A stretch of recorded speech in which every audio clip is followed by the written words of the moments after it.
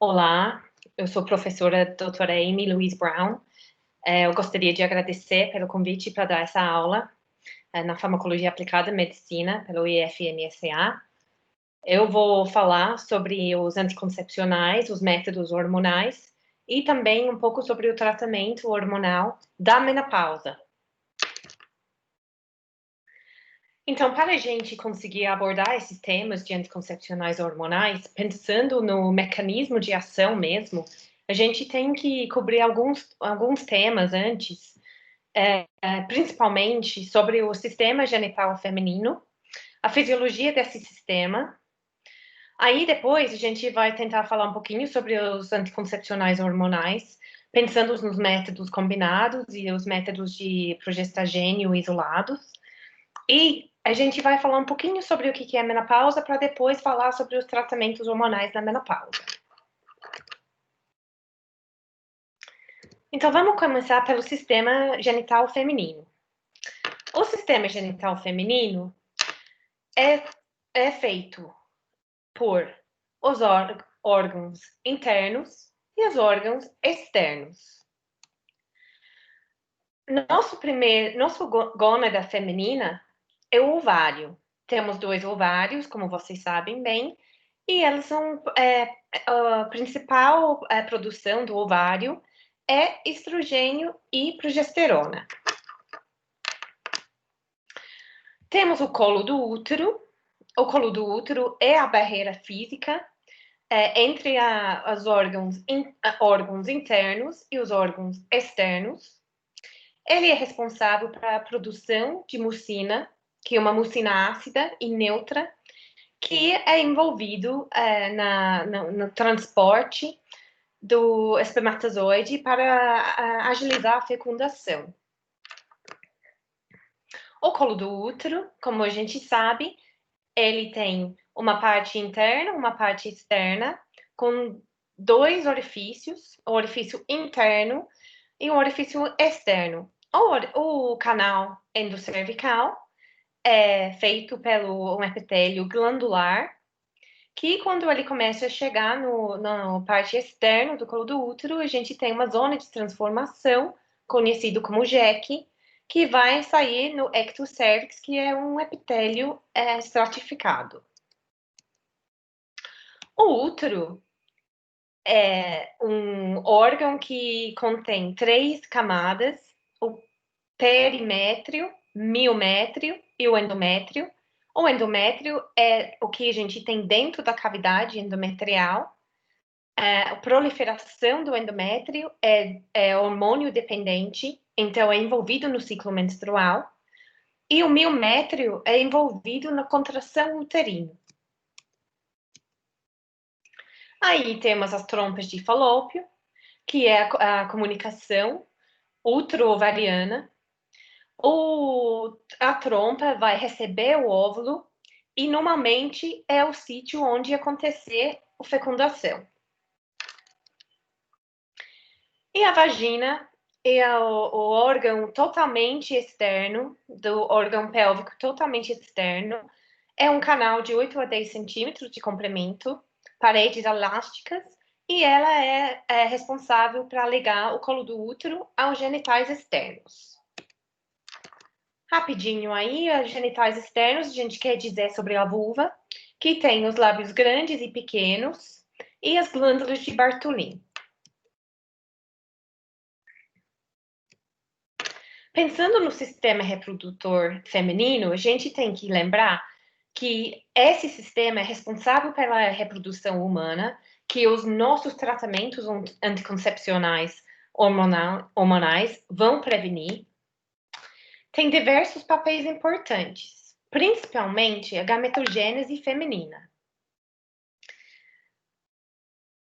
Além disso, é o local de fecundação, quando a gente não esteja utilizando nenhum tipo de fertilização in vitro.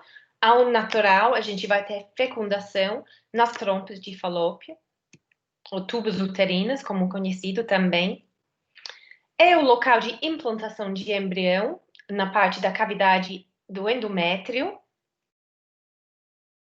onde a gente consegue ver A implantação do embrião vai acontecer na camada de endométrio do útero.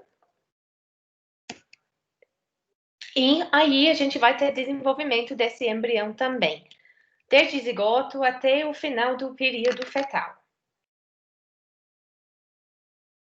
E, finalmente, quando a gente chegar no fim do nosso período fetal, a gente vai ter uma atividade motora para conseguir eliminar o feto, que seriam as contrações uterinas. Então, vamos pensar um pouquinho sobre o mecanismo, fisiologia do sistema reprodutivo feminino. Lembrando que, só rapidinho, que a puberdade é o início da vida reprodutiva. Temos umas mudanças biológicas importantes que a gente vai abordar logo agora.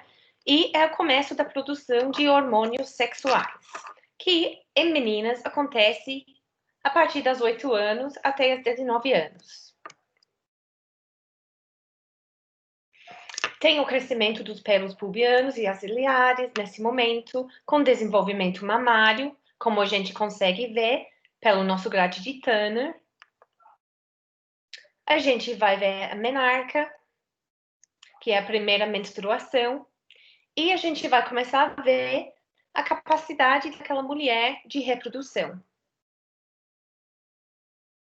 Tudo isso acontece via o eixo hipotálamo-hipófise, que é nada mais complicado do que um sistema de feedback negativo, onde a gente tem uma comunicação entre os ovários, produzindo estrogênio e progesterona, voltando para nosso hipotálamo e hipófise para estimular ou reduzir a quantidade de hormônios para desenvolver os folículos do ovário. A gente consegue ver aqui que quando a gente tem um estímulo no nosso hipotálamo, principalmente no hipotálamo anterior, que é o adenohipófise, a gente pode ter muitas mudanças na mulher. Principalmente, vai produzir prolactina. Esse vai ajudar a nossa glândula mamária a produzir o leite, que é importante no puerpério para amamentação. Ele também vai liberar os hormônios gonadotróficos, ou seja, o LH e o FSH, que a gente vai falar bastante durante essa aula. E esses hormônios vão agir diretamente nas gônadas, ou seja, nos ovários. Também lembrando que o adenopófise também vai liberar os hormônios tierotróficos, adenocotróficos e somatotróficos também. O hipotálamo posterior, que é o neurohipófise, ele é responsável pela liberação de ocitocina, tá bom? Que é importante na amamentação também, que ele vai liberar o leite da glândula mamária, e a ocitocina também é responsável pela contração uterina, sendo durante o parto, quanto depois no quarto período, quando a gente está querendo uma contração uterina para minimizar o sangramento.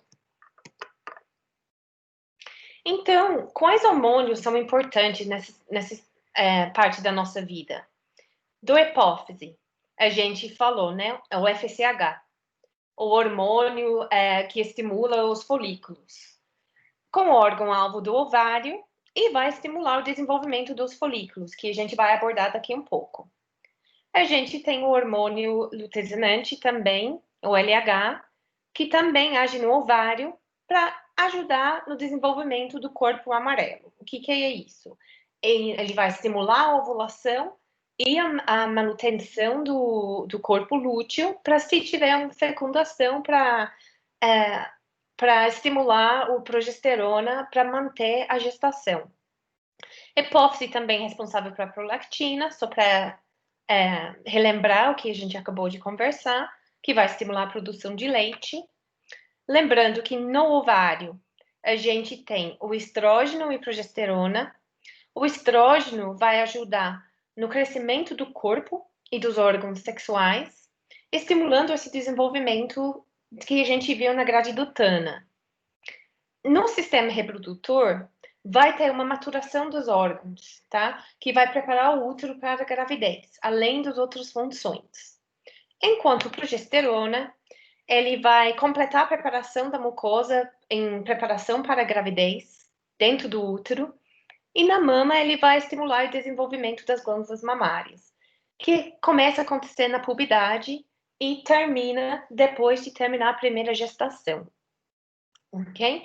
A interação entre todos esses hormônios, produzido tanto pela hipófise quanto pelo ovário, vai determinar o nosso sistema reprodutor feminino, que vai dar origem no nosso ciclo menstrual. Esses hormônios, principalmente progesterona e estradiol, só para relembrar que eles são o precursor é o colesterol. Então, a gente precisa de colesterol para ter progesterona e estradiol. Como esse vai funcionar?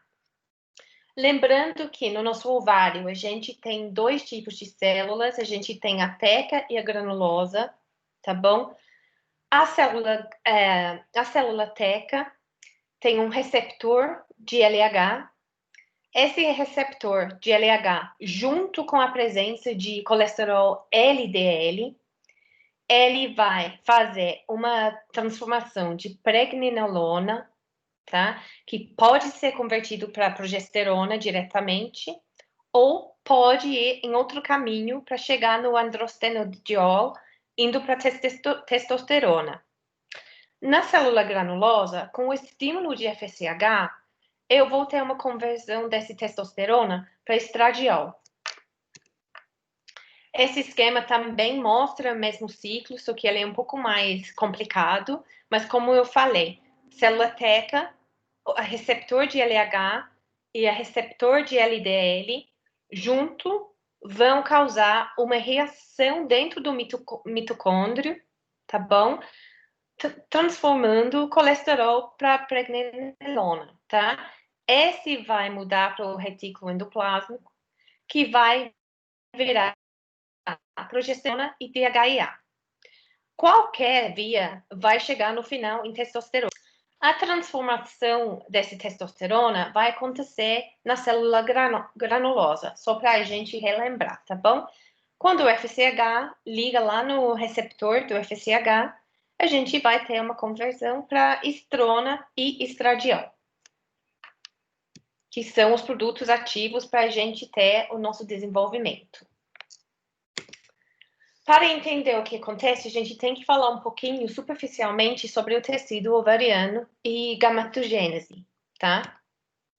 O tecido ovariano, ele é responsável para a produção de estrogênio e progesterona, como eu já falei umas vezes, responsável para controlar o desenvolvimento e a função dos órgãos genitais, e vai ter uma grande parte no desenvolvimento dos caracteres sexuais secundários. Então, desenvolvimento da mama, desenvolvimento dos pelos pubianos e axilares.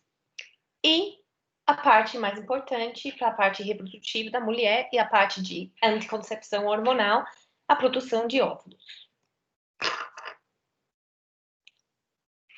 Então, essa produção de óvulos é uma fase na vida que não acontece só uma vez. Ele começa intraútero, tá? Intrauterino, e ele vai terminar quando tiver fecundação, tá? Intrauterino, a gente tem a fase de multiplicação, onde a gente tem o processo de mitose, tá bom? Então, a menina está intrauterina, ela está subindo os níveis de FSH, tá bom? Para ela conseguir construir lá o estoque de óvulos, ovogônios, né?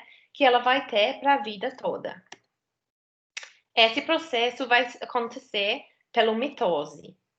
Além de mitose, ela vai entrar em miose, tá? Mas o miose, ele vai terminar no finalzinho da profase 1, tá bom? E aí ele vai ficar latente até começa a entrar a puberdade.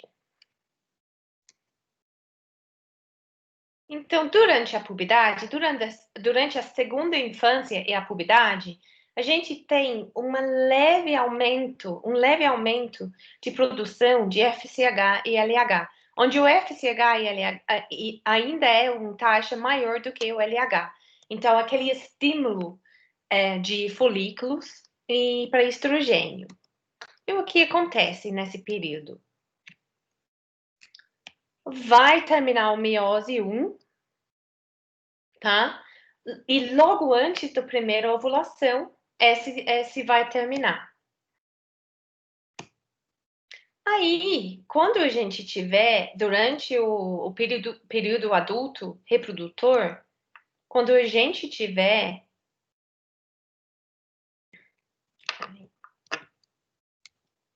Desculpa. Quando a gente tiver ovulação e fecundação, a gente vai entrar no meiose 2, tá bom?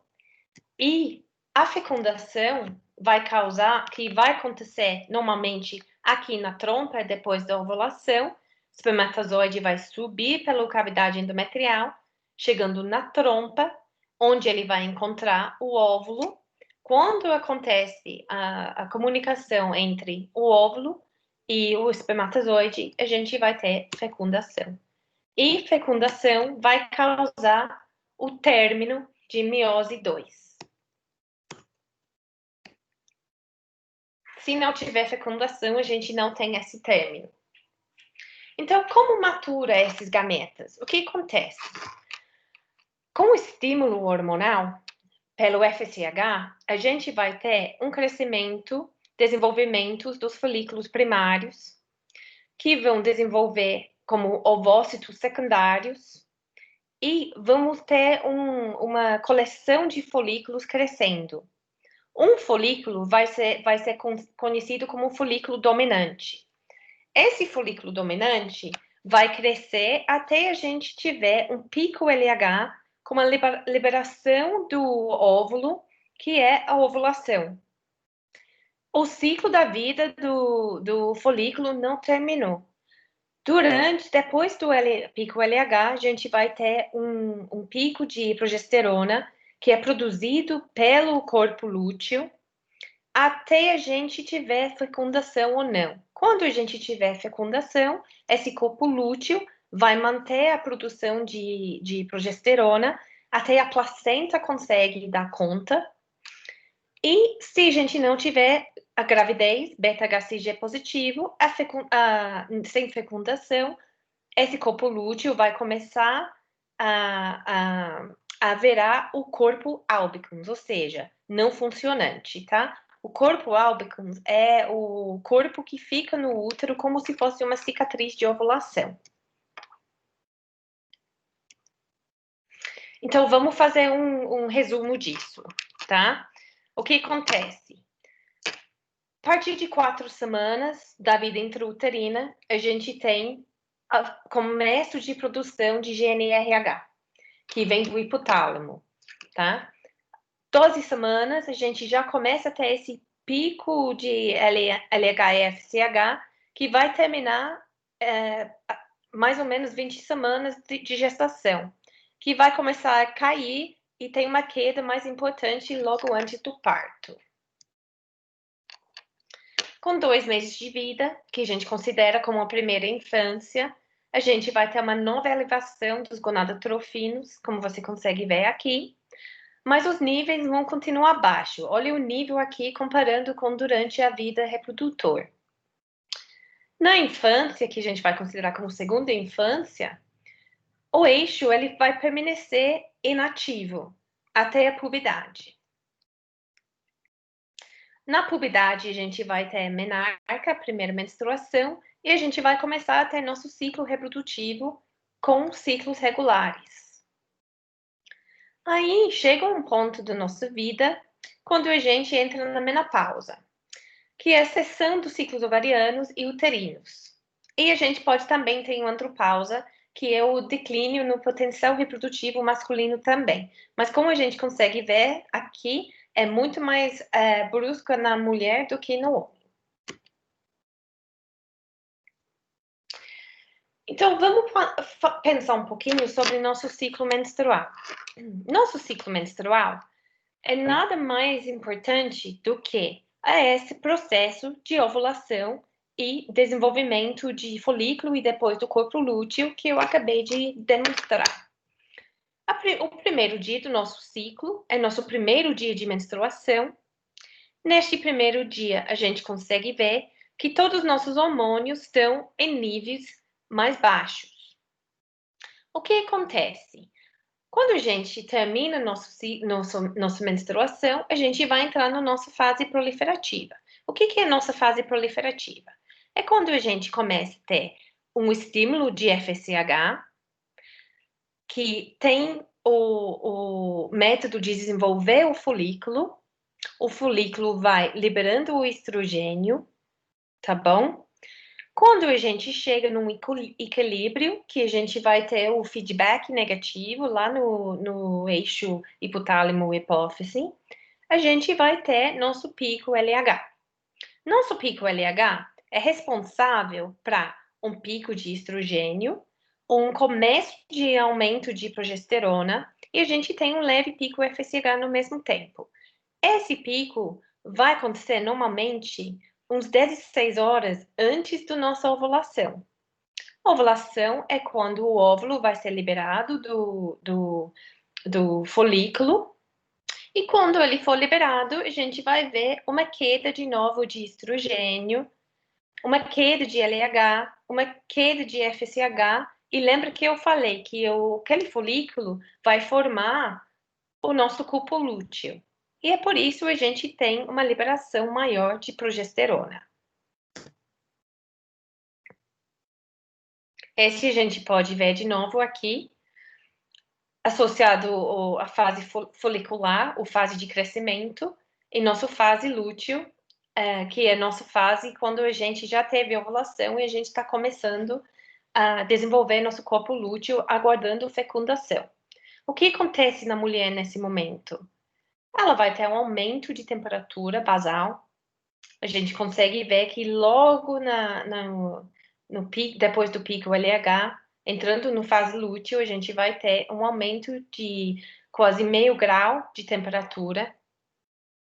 Nossos níveis hormonais, como eu acabei de falar, vão ter uma queda de estrogênio, LH e FSH, enquanto a progesterona vai aumentando. Esse pico de progesterona é responsável por esse aumento de temperatura basal. Esse é ligado ao processo de desenvolvimento folicular com ovulação e o desenvolvimento do corpo lúteo, mas a gente não pode esquecer que não é só no ovário que a gente tem mudanças para aceitar uma gravidez. O útero é extremamente importante neste sentido também.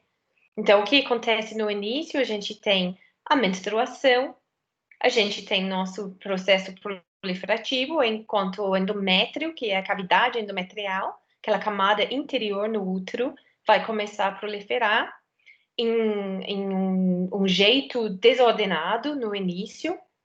Depois da ovulação, quando a gente começa a ter aquele aumento de progesterona, a gente vai continuar tendo proliferação do endométrio, mas ele começa a ser mais organizado. E essa organização é durante a fase secretória. Então, o que acontece? Começa a ter uma melhora de vasos sanguíneos, tudo em preparo para aceitar uma gravidez. Se não tiver uma gravidez, o que acontece? O desenvolvimento do corpo lúteo e a descamação do endométrio, que vai voltar para essa parte do nosso ciclo. Esse também explica isso, que a gente tem primeiro o corpo lúteo vai morrer, vai parar de funcionar, e os nossos níveis de estrogênio e progesterona vão cair dramaticamente. Aí, a hipófise vai responder essa queda aumentando o FSH, tá bom? Esse FSH vai começar a fazer o estímulo de folículos antrais para começar a desenvolver e crescer para a gente conseguir alcançar um folículo dominante, tá bom?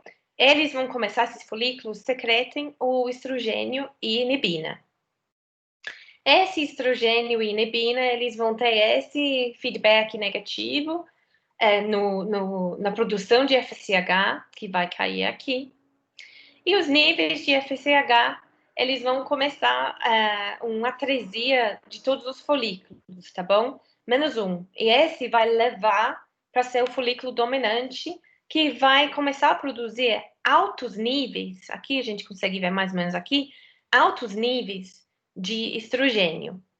Esses altos níveis, eles vão causar um feedback positivo no LH, causando nosso pico LH. Nosso pico LH, como falei, ele acontece uns 16 horas antes da ovulação. Ele vai estimular aquela maturação miótica, ovulação e o começo da luteinização, o que é nada mais do que a produção de corpo lúteo, que vai causar uma grande quantidade de progesterona, tá? Essa grande quantidade de progesterona, que também é associado ao estradiol, vai fazer aquele feedback negativo de novo no LH-FSH para retornar o base e o ciclo vai começar de novo. Repetir isso várias vezes para vocês, porque é o principal de todo o mecanismo de ação dos nossos anticoncepcionais. Essa é só uma imagem para mostrar que esse aqui é um ultrassom transvaginal. Aqui a gente está vendo o ovário. O ovário, esse ovário aqui tem 1, 2, 3, 4 folículos. E ao longo do ciclo, a gente está vendo um aumento de tamanho dos folículos e, principalmente, o desenvolvimento de um folículo dominante, tá? E esse folículo aí que vai liberar, vai ovular, né? Vai liberar o óvulo e vai dar a oportunidade de engravidar, sendo que a cicatriz dele vai virar o corpo lúteo e depois o corpo álbicos. Lembra que eu falei que no útero a gente também precisa de uma ação? Então, a ação dentro do útero é deixar o endométrio, que é esse tecido branco aqui, ficar adequado para receber uma gestação. Quando ele é adequado? Quando ele é considerado trilaminar, ou seja, a gente está vendo 3 lâminas brancas individuais separados, e esses aí, esse vai ser um endométrio adequado para receber uma gestação.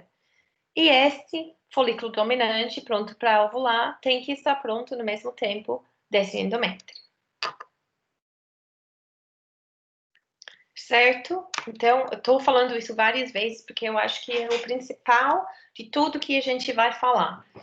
Certo? Então, a gente tem o estímulo de GNRH, que vai estimular no hipófise anterior a produção de FSH e LH. A gente vai ter o folículo em crescimento. Esse folículo dominante, ele vai liberar altos níveis de estrogênio. Esse aumento vai dar um feedback para inibir a liberação de FSH. Quando estiver o folículo maduro, a gente vai ter ovulação. O óvulo vai ser liberado dentro da trompa e esse folículo que ovulou vai virar o corpo lúteo. E o corpo lúteo vai produzir principalmente progesterona, que vai causar também um feedback.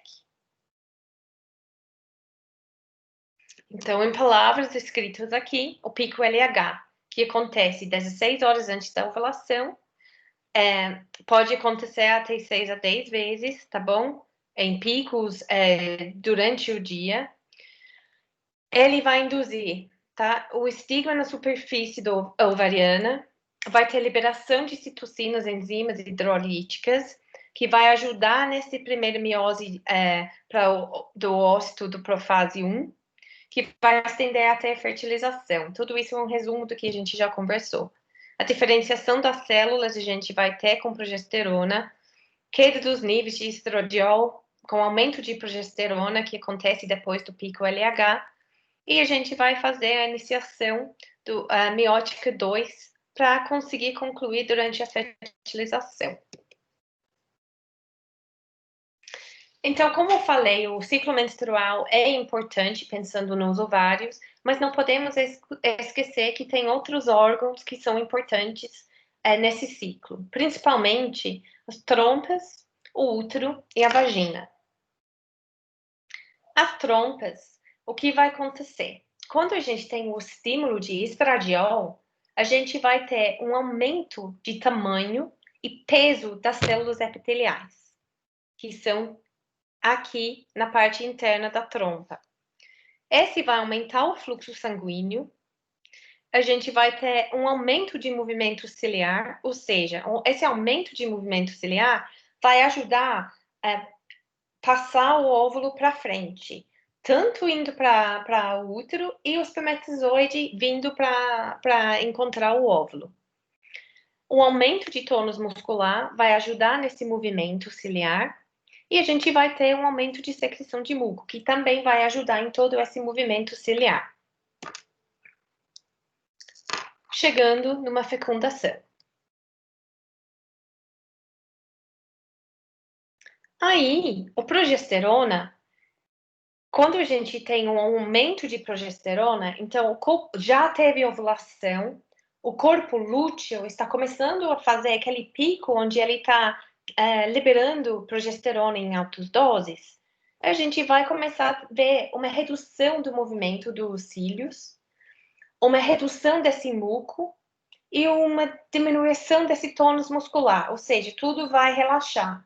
E esse vai começar a inibir o movimento da trompa para prevenir a gravidez. Então, a gente já vê que o pico de progesterona não é mais na fase de engravidar. E o que acontece no útero? Então, durante o ciclo menstrual, a gente tem a descamação do endométrio, que é nosso próprio dito menstruação, que pode ser 1 dia, 5 dias, 7 dias. Depois a gente tem a proliferação do endométrio, que é durante a fase proliferativa, que acontece entre o 6º e 13º dia do ciclo. E depois a gente tem um desenvolvimento de métodos secretórios do endométrio, que é a fase secretória, que vai acontecer entre dia 15 e dia 28 do ciclo.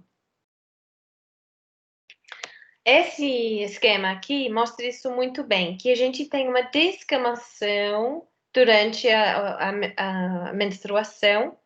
Quando a gente começa a ter a fase proliferativa, a gente vai ver um aumento de espessura da camada da cavidade endometrial, do tecido endometrial, aumentando da camada basal, aumentando até o dia de ovulação. Depois do dia de ovulação, a gente vai ver uma proliferação muito menor em termos de espessura do endométrio, porém, a gente vai ver uma organização durante esse tempo do endométrio, teoricamente, para receber uma gestação. Quando a gente não tem fecundação e o corpo lúteo começa a regredir, a gente vai voltar na menstruação com a descamação. E a vagina, o que ela tem a ver com tudo isso? Então, a vagina, a gente tem que pensar que ela também tem que causar um ambiente adequado para o espermatozoide conseguir alcançar o colo, infiltrar o colo, avançar na cavidade endometrial para chegar na trompa. Então, a vagina é o primeiro lugar de começar. Então, quando a gente tem um aumento de estradiol, a gente tem um aumento de glicogênio. Esse vai ajudar na proliferação do epitélio vaginal, tá bom? E esse vai tornar o ambiente meio ácido, tá? Que vai inibir as infecções vaginais que podem causar um problema se tiver fecundação. Enquanto quando a gente tem uns altos níveis de progesterona, a gente vai ver uma descamação do epitélio, como se fosse no útero mesmo, tá? Que é induzido pela progesterona, que vai diminuir o meu ambiente em termos de ácido tá? E é nessa época, durante a menstruação, perto da menstruação, que tem muitas mulheres que se queixam muito de presença de candidíase, por exemplo, porque ele deixa o ambiente mais apropriado para infecções vaginais. Então, antes de começar a falar mesmo sobre os anticoncepcionais, vamos lembrar nossos pontos-chave. O feedback negativo ovariano, adenohipófise, que é o principal de tudo isso, que o FSH mais o estrogênio vai causar uma maturação do óvulo, ok? E o hormônio luteinizante, mais junto com progesterona, vai ajudar na liberação do óvulo, ok? Então vamos lá, vamos falar um pouquinho sobre os anticoncepcionais hormonais. Os anticoncepcionais hormonais estão divididos em várias formas, tá? Essa é simplesmente uma lista de tipo de anticoncepcional hormonal que a gente tem disponível no mercado. Então, a gente tem os orais combinados, que podem ser monofásica, bifásica, trifásica, tetrafásica. O que significa isso? Um anticoncepcional hormonal oral combinado, quando for monofásica, significa que tem uma dose em todos os comprimidos, tá? Uma dose fixa em todos os comprimidos. Bifásica, 2 doses, que vai ajustando de acordo com o seu ciclo. E vai para trifásica e tetrafásica, tá bom? A gente também tem os adesivos transdérmicos, o anal vaginal, os métodos injetáveis, que podem ser mensais ou trimestrais. Temos as pílulas de progesterona isolados, que são conhecidos como POP. Antigamente foram conhecidos como mini pílula, mas a gente vai abordar isso daqui um pouco. A gente tem as pílulas de emergência, os implantes subcutâneos e os dispositivos ou sistemas intrauterinos. Então, vamos começar com os orais combinados, ou os combinados, hormonais combinados, que inclui a pílula combinada, o anal vaginal, o adesivo transdérmico e a injetável mensal. A gente vai abordar todos esses separados para ver que realmente os métodos hormonais combinados têm a mesma ação. Depois a gente fala sobre a progesterona isolada e vocês vão ver a diferença, tá bom? Então, os orais combinados. Combinado significa que tem a presença de 2 tipos de hormônio. Então, vai ter uma parte que tem estrogênio e outra parte que tem progestagênio, tá bom? Os estrogênios podem ser considerados como alta, baixa ou ultra baixa dose. E esse é mais a ver com a idade da pílula. Por exemplo, os de alta dose são as pílulas mais antigas. Quem tem estrogênio de baixa dose é mais novo e ultra baixa dose hoje em dia que é o mais moderno, tá? Podem ser composto de etinoestradiol, estradiol ou valerato de estradiol, que é um estrogênio natural. Já o progestagênio, ele pode ser da primeira, segunda, terceira ou quarta geração. A primeira geração, ele é um progestagênio de levonorgestrel junto com etinoestradiol. E essa dose de 50 microgramas é uma dose de etinoestradiol alta. Então, seria considerado um estrogênio de alta dose com um progestagênio da primeira geração. A segunda geração é um levonorgestrel, que é progestágeno, associado ao etinoestradiol com menor do que 50 microgramas. Então, seria considerado uma pílula oral, um método oral combinado de baixa dose de estrogênio associado à segunda geração de progestágeno. As de terceira geração são aqueles que incluem o desogestrel ou gestadeno. tá bom? E o mais novo de todos é o que contém o drospirenona, que seria o progestagênio do quarta geração. Um exemplo seria uma dose ultra baixa de estrogênio, sendo etinoestradiol de 15 microgramas, junto com drospirenona, que é conhecido como Yas, e tem Yasmin também. Então, a gente tem que, quando a gente pensa nos progestagênios, a gente tem que classificá-los, da onde eles têm origem, tá? Então, a gente tem a origem de progesterona, mesmo que são os nossos, que vêm dos pregnanos, que pode ser ciproterona e clomidinona, tá?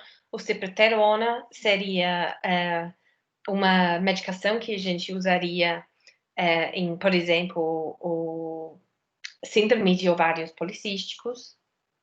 Aí a gente tem a origem de 19-testosterona, que podem ser divididos em estranos e gonanos. Estranos sendo e incluindo o dienogeste, que é um progestágeno que a gente usa muito hoje em dia no tratamento de endometriose, devido a sua agilidade de melhorar a dor, funciona como uma analgesia. E dentro dos gonanones, a gente tem o levonorgestrel, o desogestrel, que levonorgestrel é utilizado bastante nos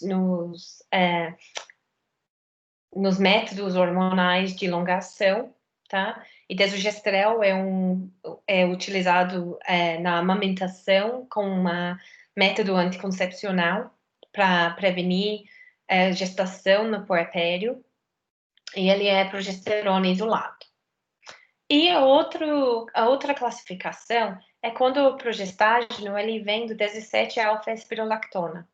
Então, como a gente sabe que a espirolactona ele é um antiandrógeno, então ele melhora a acne, ele melhora o inchaço, ele melhora tudo isso. A gente sabe que quando a gente for usar uma pílula que usa drospirenona, a gente vai ter uma ajuda para a paciente de melhorar a acne, inchaço. Então, hoje em dia, que é muito moderno, a gente usa drospirenona a maioria das vezes.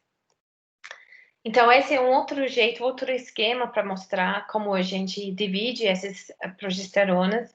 Lembrando que a gente tem os derivativos de testosterona, que tem o levonorgestrel, desogestrel, dienogeste.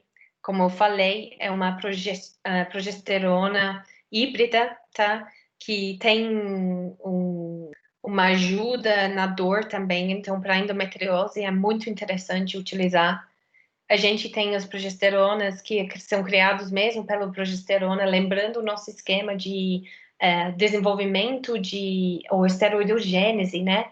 A partir do colesterol lá nas células tecas e nas células granulosas, que o mais conhecido aqui seria o acetato de medroxiprogesterona, que é o que a gente usa para nossa injeção trimestral, a Depo-Provera, e criados a partir de espironolactona, que seria o drospirenona, que eu acabei de explicar, faz muito bem para inchaço e acne, sendo que ele é antiandrogênico. Essa é uma tabela para falar sobre os regimes bifásicos, trifásicos, tá? Que a gente pode usar, que a gente, com dose de etinoestradiol, qual tipo de progestagênio a gente pode usar. Por exemplo, para um regime trifásico que a gente pode usar, é uma dose de 34 ou 50 microgramas de etinoestradiol. Então, 50 seria uma dose alta de estrogênio, enquanto 30 e 40 seria dose baixa, considerando a primeira tabela que eu mostrei, com a presença de levonorgestrel, tá? Lembrando que levonorgestrel é criada a partir de testosterona, então, às vezes, ele tem alguns efeitos colaterais não desejados, ok? E esse regime mesmo é para vocês pegaram para. Vocês vão achar isso no Manual de Febrasgo de 2010, para vocês sabem onde pegar esse, é muito interessante ler, tá bom? E o anel vaginal? Então, o anel vaginal é muito interessante. É um método que a gente coloca lá na vagina, a gente coloca por 21 dias e tira por 7 dias antes de colocar o próximo.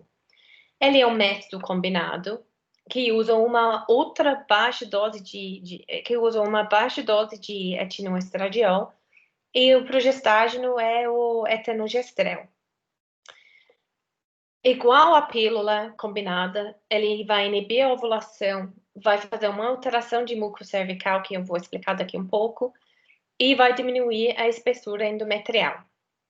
E tem a mesma eficácia da pílula. Então, ela é um método muito bom para quem esquece de tomar a pílula, tá bom? Mas quem querer continuar menstruando.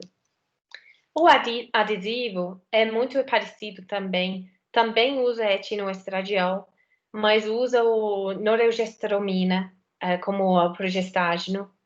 Faz uma liberação diária de 20 microgramas de etinoestradiol, que, como eu falei anteriormente, seria considerado uma baixa dose de estradiol, tá bom? E o a noreogestremina, desculpa, é convertido para levonorgestrel, quando ele passa para o metabolismo hepático, tá? Então, ele acaba sendo a mesma eficácia do que a pílula e o anel vaginal, certo? E o que é importante, que ele tem a mesma ação também do que o anel e a pílula. Que depois de falar sobre injetável combinado, eu vou explicar esse mecanismo, tá bom? O injetável combinado, mensal, tá bom? Vai ser aplicado cada 30 dias. No mercado, a gente tem vários, tem mesigina, pelotan, ciclo ovular, unociclo, ciclo femina, que são simplesmente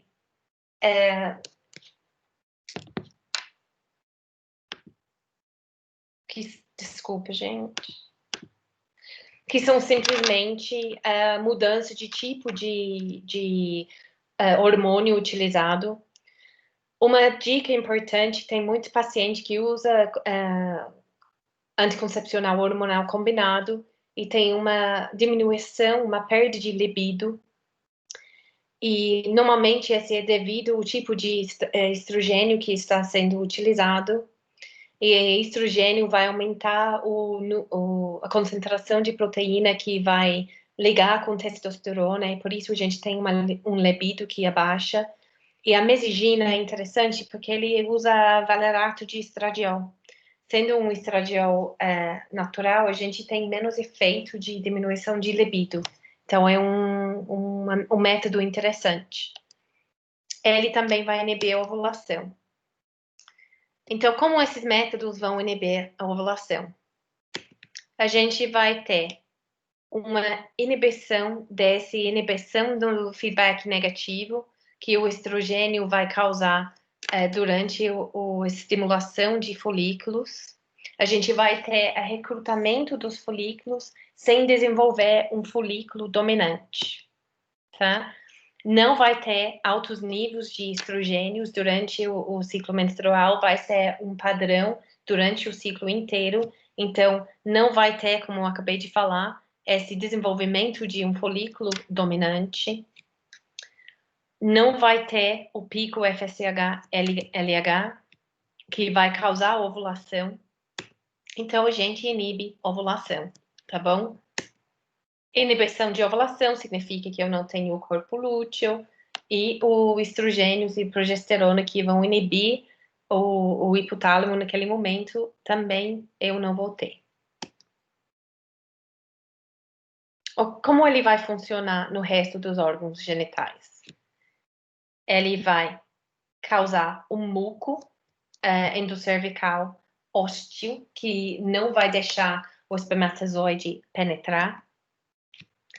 A gente vai ter um endométrio pouco proliferado, então ele vai ser mais fino, não vai ser aquele bonito trilaminar que a gente viu naquela imagem. Então, não é um ambiente adequado para a implantação de embrião. A gente não vai ter o movimento ciliar das trompas, além do fato que a gente não vai ter ovulação. Então, lembrando que quando utiliza-se os anticoncepcionais hormonais, os folículos são selecionados, então a gente tem esse recrutamento de folículos, mas a gente não vai ter ovulação, certo? Então, anticoncepcional hormonal não vai prevenir a perda de folículos, não vai manter a fertilidade até uma idade maior, certo? Então, quando a pessoa usa anticoncepcional, durante os ciclos menstruais vai continuar perdendo folículos ao longo da vida, ok? Só que não vai ter ovulação. Isso é importante. Na parte de fertilização, isso é importante. Agora a gente vai falar um pouquinho sobre os progestagênios isolados, principalmente a pílula, injetável trimestral, o implante, o sistema intrauterino e a pílula de urgência, de emergência. Então, as pílulas de progestágeno isolados são indicados em situações em que há contraindicação ao uso de estrogênio, por exemplo, comorbidades, idades, tabagismo, outros que a gente não vai entrar nessa aula. Ele é utilizado sem pausa, são 28 comprimidos e vai continuar tomando os 28 comprimidos assim que terminar a cartela, tá bom? Antigamente a gente considerava como mini pílula. Mini pílula é uma baixa dose de progesterona, principalmente o noretestrona, lenestrenol ou levonorgestrel. E a importância disso de mini pílula é de saber que quando você atrasa para tomar a sua pílula, você só pode atrasar o máximo de 3 horas. Mais do que isso, o risco de gravidez é importante. Aí a gente tem a pílula que tirou essa nomenclatura de chamar de mini pílula, foi a introdução de desogestrel, de 75 microgramas. Por quê? A gente sabe que desogestrel é eficaz igual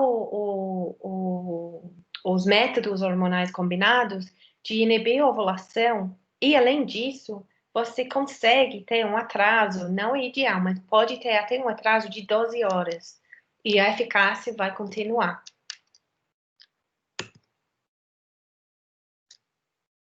Então, onde vai funcionar esses mini pílulas? Vai deixar o ambiente vaginal e endocervical um ambiente inapropriado para a penetração de espermatozoide, vai ficar mais ácido e hóstil. A gente não vai ter a proliferação do endométrio, a gente vai ter, na verdade, uma atrofia endometrial. É por isso a utilização de pílulas isolados ou métodos de progestagênio isolados são, em geral, utilizados para amenorreia. E com desogestrel, a gente vai ter inibição de ovulação, mas só com desogestrel. Então, lembrando, mini pílula, que é aquelas que eu falei de levonorgestrel, etc., não vai inibir a ovulação, tá? E o desogestrel inibe a ovulação em 97% dos ciclos.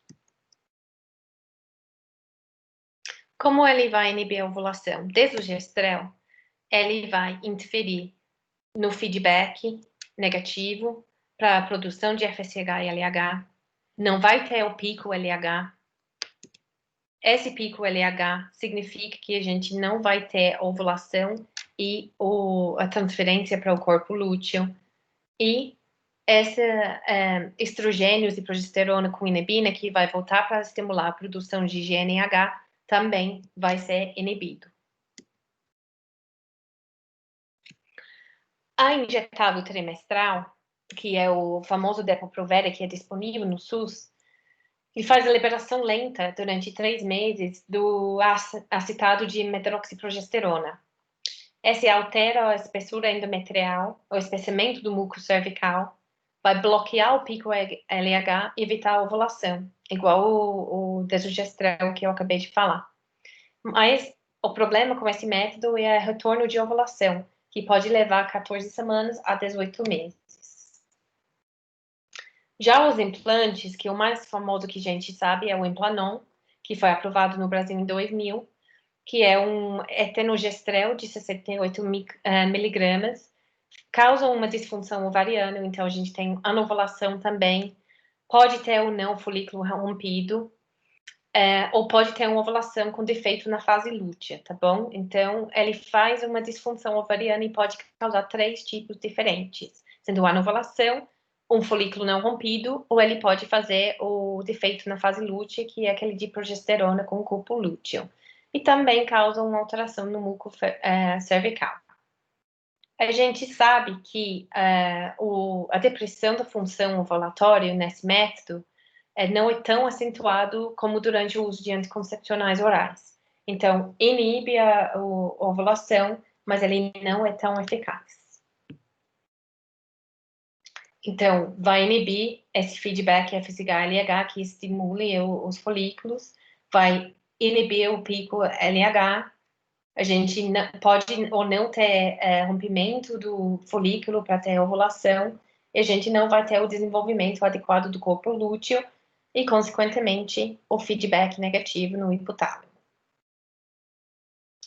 O sistema intrauterino de levonorgestrel, que é conhecido como Mirena ou Cailina, que é o mais novo que a gente tem pelo Anvisa aqui no Brasil, é um sistema, é um DIU, né, um dispositivo intrauterino que vai liberando levonorgestrel. Vai liberando de 20 microgramas por dia, mas vai diminuindo até 50% em 5 anos, tá? A Cailina tem uma dosagem menor, tá liberando mais ou menos 17,5 microgramas por dia, mas no final, com 5 anos, ele vai liberar mais ou menos metade disso. Não inibe a ovulação, mas vai causar também um muco cervical espesso e hostil, e vai ter aquele atrofia endometrial, não ter proliferação do endométrio para prevenir a gestação.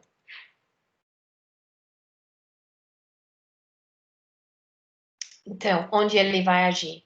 Ele vai agir mecanicamente dentro do útero, ele vai deixar esse muco cervical mais espesso para prevenir a penetração pelo espermatozoide e ele vai causar uma atrofia endometrial, então não vai ter proliferação do endométrio para receber a implantação do embrião. E, por final, a anticoncepção de emergência, que a gente pode ter uma aula inteira sobre isso, então vou fazer um resumo rapidinho.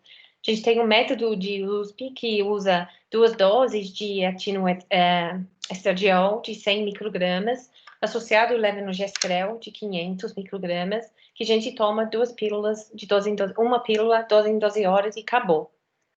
Além disso, a gente tem o contraceptivo com levonorgestrel isolado, que pode ser 1,5 miligramas, dose única ou fracionado em 2 tomadas. Como esses vão funcionar? Se você toma na primeira fase do ciclo menstrual, esse vai alterar o crescimento folicular, que vai impedir ou adiar a ovulação, tá? Então, você vai ter tempo você só vai ovular depois de não ter o espermatozoide adequado mais, tá? Então, ele vai causar demora para o pico LH, esse demora vai causar que o folículo dominante demora para ter a ovulação. Já se fosse na segunda fase do ciclo, esse vai diminuir a motilidade das trompas de falópio, tá? Também vai modificar o muco cervical e interferir com a capacitação espermática. Então, lembrando que vai ter diminuição da motilidade da trompa, então vai inibir a passagem de óvulo pela trompa e o espermatozoide subir. Vai ter uma modificação do muco cervical, tendo mais grosso para prevenir a penetração. E a gente vai ter uma interferência com a capacitação espermática impedindo a fecundação. Agora eu vou falar um pouquinho sobre os tratamentos hormonais da menopausa. Lembrando que durante a vida a gente tem picos durante a vida de produção de GnRH, LH e FSH, começando o intrauterino, que esse vai ficar dormente, latente durante a vida infância e vai começar a aumentar no início da puberdade. Depois do nosso ciclo reprodutivo, a gente vai ter uma cessação dos ciclos ovarianos e uterinos. Tá? A transição menopausa é variável, é quando a gente começa a ter um aumento de FSH e os ciclos menstruais começam a ficar mais prolongado e mais espaçoso entre os ciclos. A menopausa é diagnosticada com 1 ano sem menstruar, 1 ano de amenorreia, e a pós-menopausa é considerado como inicial, 4 anos depois, e tardio, 4 anos até o fim da vida. A gente consegue ver, no ovário jovem, a gente tem vários folículos prontos para ser recrutado, ok? Já no ovário maduro, a gente tem baixo estoque de folículos, porque já foram utilizados, que a gente consegue ver pela histologia. A gente consegue ver aqui vários folículos em crescimento, tá bom? Com aumento de folículos dominantes. Enquanto no ovário pós-menopausa, a gente não vê nenhum folículo em crescimento. O que a gente vê? A gente vê o corpo albicans, tá? E com vasos grandes. E esse corpo albicans é, na verdade, uma cicatriz de ovulação, mas não tem mais folículos.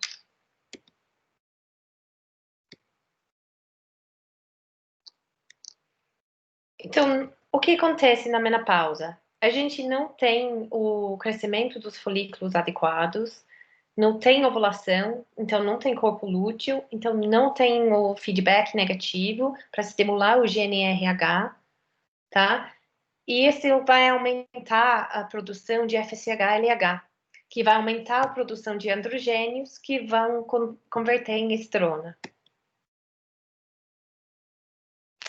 E já o insuficiência do corpo lúteo e desaparecimento desse pico de progesterona que a gente viu no ciclo menstrual, além do estradiol e inibina, vai causar uma anovulação e amenorreia na mulher na climatério ou no pós-menopausa. Então, o que acontece? A gente tem o ovário fazendo o feedback para estimular FSH e LH, sendo que a gente não tem crescimento dos folículos, a gente vai ter um feedback de aumentar a concentração de hormônio estimulante de folículos e o LH para tentar estimular folículo no ovário. E esse aumentando também vai causar um aumento de testosterona, que vai, via aromatase, no tecido periférico, vai aumentar a concentração de estrona em vez de estradiol. E estrona é um tipo de estrogênio que não é tão eficaz quanto o estradiol. Esse vai levar a uma condição de hipoestrogenismo na mulher, que vai causar sintomas vasomotores, neurogênicos, no trato genital urinário. Então, cefaleia, palpitações, suor noturno, insônia, calores, sangramento uterino anormal, ressecamento vaginal, prurido, incontinência, além da irritabilidade, ansiedade e depressão que vem junto. Tá? Então, mulher no climatério, ou chegando na menopausa, ela tem calores, principalmente, fogachos, né? Irritabilidade, aumento de peso, pode começar a desenvolver osteoporose, secura vaginal, uma diminuição de libido, além dos transtornos psiquiátricos de ansiedade e depressão. Então, nosso objetivo de tratamento nessas mulheres é de otimizar a saúde e bem-estar durante e após a fase de transição. Então, é um tratamento individualizado, tá bom? Depende completamente dos sintomas da paciente. Se ela tiver fogachos, indicado um tipo de tratamento. Se ela só tem um transtorno urogenital, a gente pode até usar um creme tópico. Importante é que a gente deve lembrar sempre as orientações quanto à mudança no estilo de vida. A terapia hormonal vai aliviar os sintomas motores, principalmente, mas pode também dar uma ajuda nos urogenitais e prevenção de osteoporose e doenças cardiovasculares. Nunca esquecendo o importante de carbonato de cálcio e vitamina D durante esse tratamento para prevenção de osteoporose. Então, o tratamento hormonal no climatério, quando bem indicado, tem que ter uma estratégia global, pensando na paciente inteira, tá? Tem que levar em consideração a janela de oportunidade para iniciar. A gente tem que ver no início do climatério, já começando a pensar em introduzir a medicação, porque depois de 10 anos de menopausa ou acima de 60 anos, não é mais tão indicado de utilizar o método.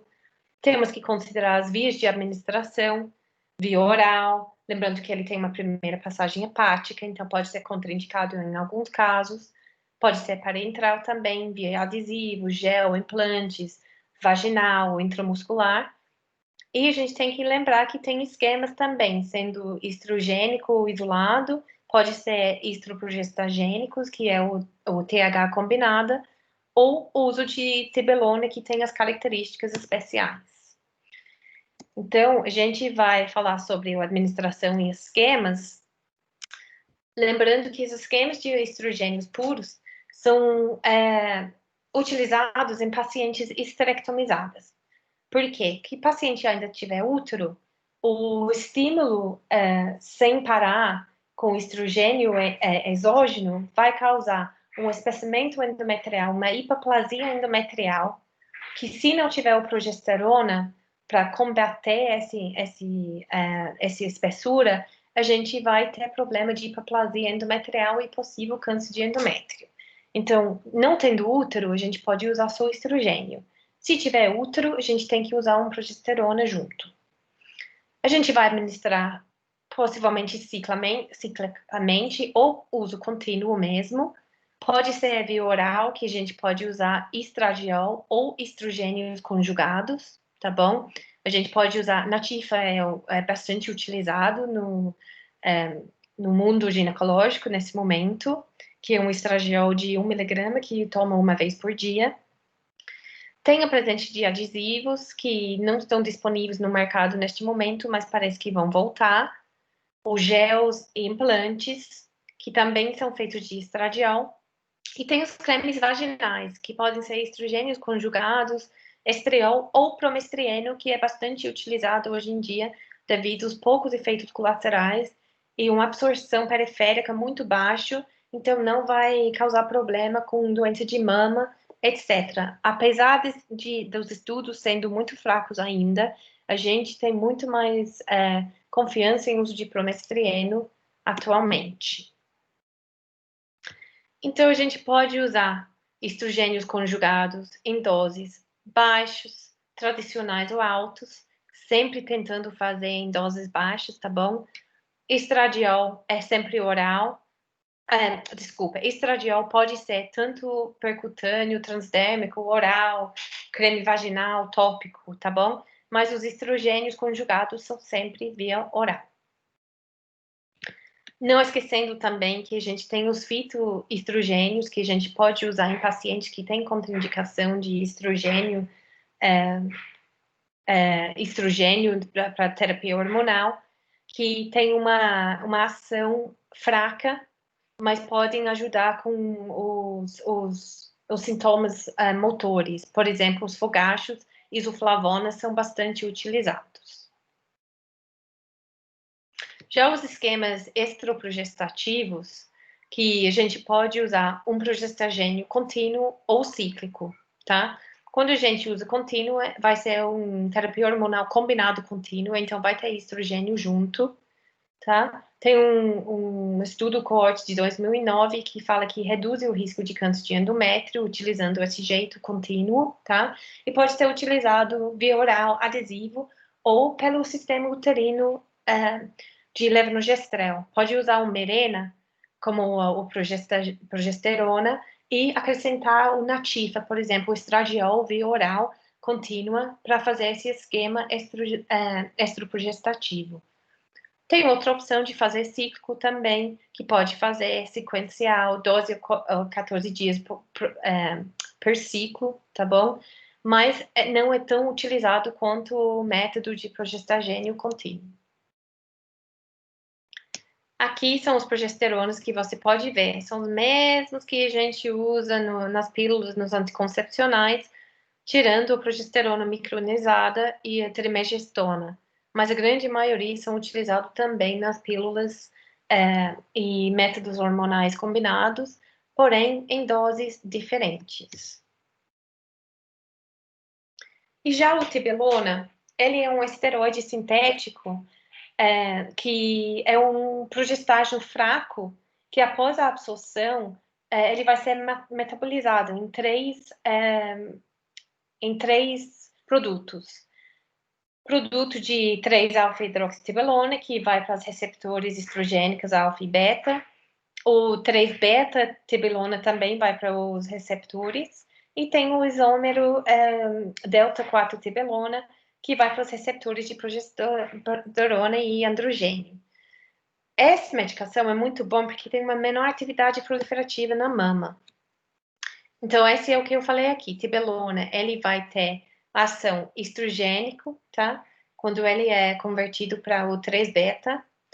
Estrogênico é um pouco mais forte quando ele é para 3-alfa, ele vai para receptor alfa, estrogênio alfa, e ele tem ação progestágeno e androgênico quando ele for para o delta 4. Ele vai se comportar em nível uterino como se fosse um combinado contínuo, então não precisa acrescentar nenhuma medicação. É igual colocar um estrogênio oral junto com o DIU, por exemplo, a gente não precisa fazer isso, porque ele já é tudo combinado. O que é a vantagem dessa medicação? Que ele vai ter um efeito que estimula o tecido mamário, com um efeito protetor ósseo também. Então, a gente vai ter uma redução de risco de fraturas associado ao efeito androgênico. Então, hoje em dia, é uma opção muito interessante para a gente utilizar na menopausa.